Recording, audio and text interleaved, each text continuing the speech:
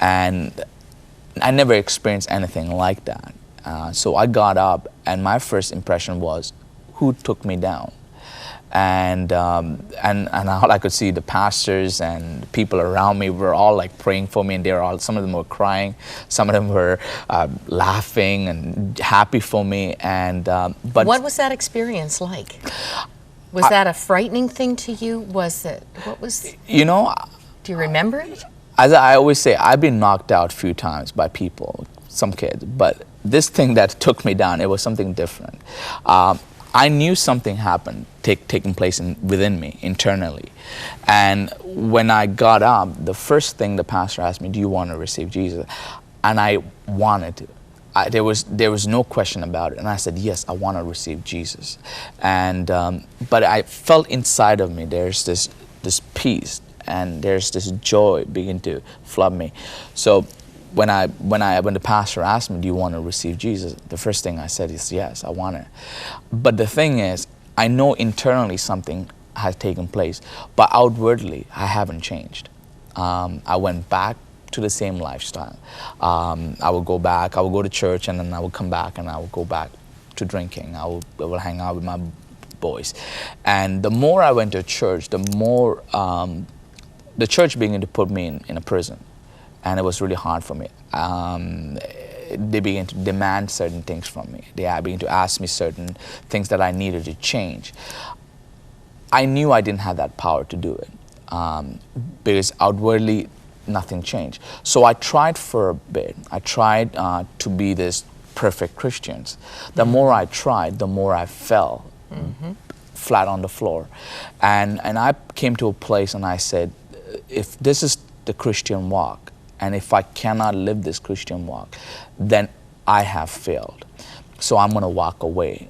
And so I walked away from the church lifestyle almost for 3 years. But I knew that what happened to me on that day when the power of God took me down, I knew something inwardly happened. So I will talk to Jesus. I will continue to talk to him. I will once in a while read the Bible. But I went full force into the world again. Heavier drugs, heavier weapons.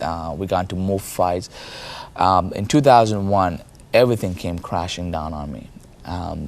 There were the people that I trusted that's going to be with me begin to walk away. It was just like overnight, everything was taken away from me, from my job, from my car. My friends begins to walk away.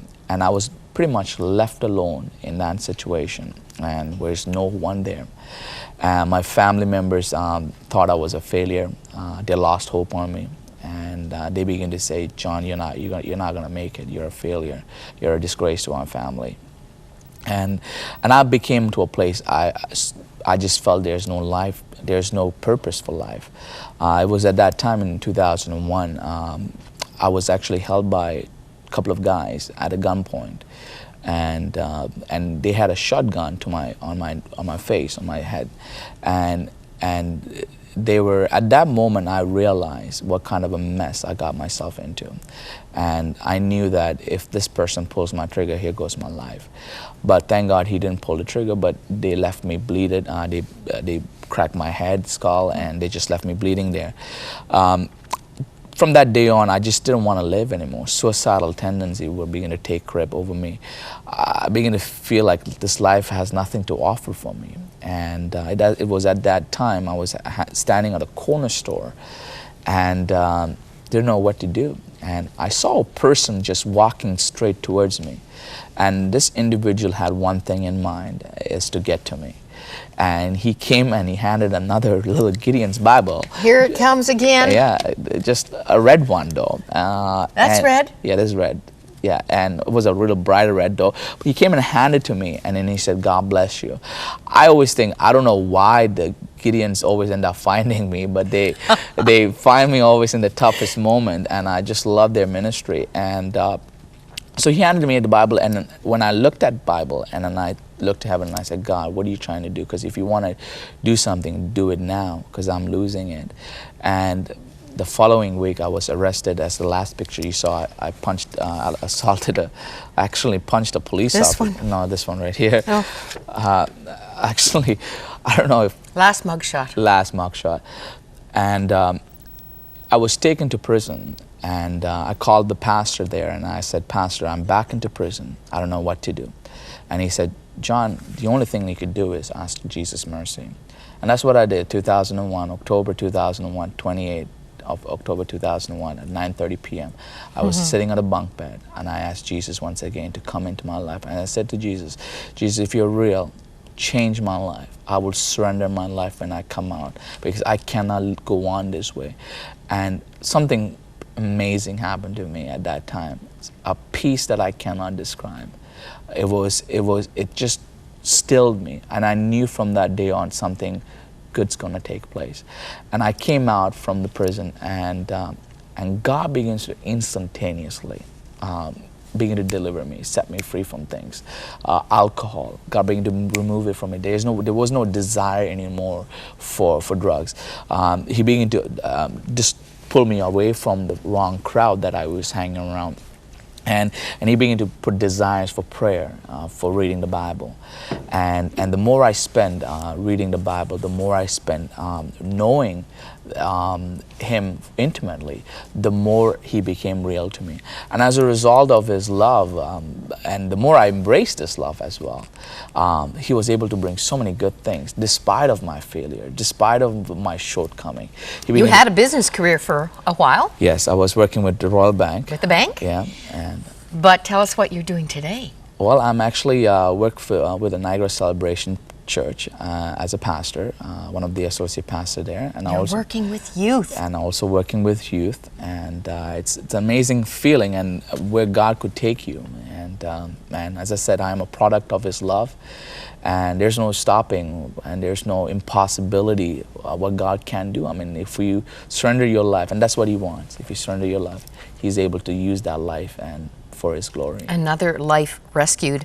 And one of the people who wrote a letter of affirmation, Peter Marshall, Director of Ministries with Gideon's International Canada. He will be here next Wednesday. You want to tune in for that, because yes, these little red Bibles are still out there, but oh my, do they have new things going on. Absolutely. And we're going to catch up with the Gideons. Listen to the claim. Listen to the claim of this book. John, you know this well. The Bible deals with every experience in the life of people.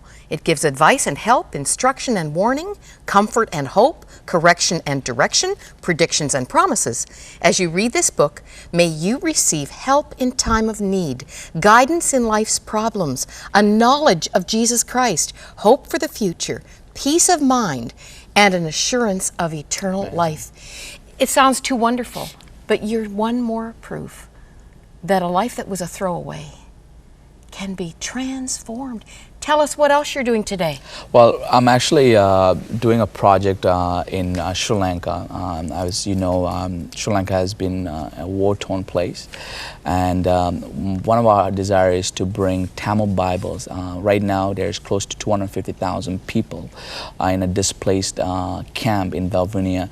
What we're trying to do is we're trying to bring Tamil Bibles for people who are lost hope. And I think personally, the same Bible that I read could have such a great impact on me. I believe that God could reach to them through the scriptures, and so we're trying to bring that awareness. Obviously, people could get some information by going to www.heartscry.net. Heartscry.net. And it's an amazing project we're doing there, and Sri Lanka needs the gospel, and so it's great. And so this guy isn't out there now trying to be what you think you need to be. You're just allowing Jesus to live through you. That's exactly it is. Transformed man. Thank you. Thank you. Thank you. I don't think the enemy wanted you here today. It is best to distract you, but what a great way. I just think of the mothers. I think of your mother. Wow, where her heart must have been. I'm sure she reached a place of really giving up, that you were so far gone. But that same power that put you down has lifted you up. Yes. Thank you, John. And your beautiful wife, Donna, is here in the wings. Life is good. Life is great with Jesus.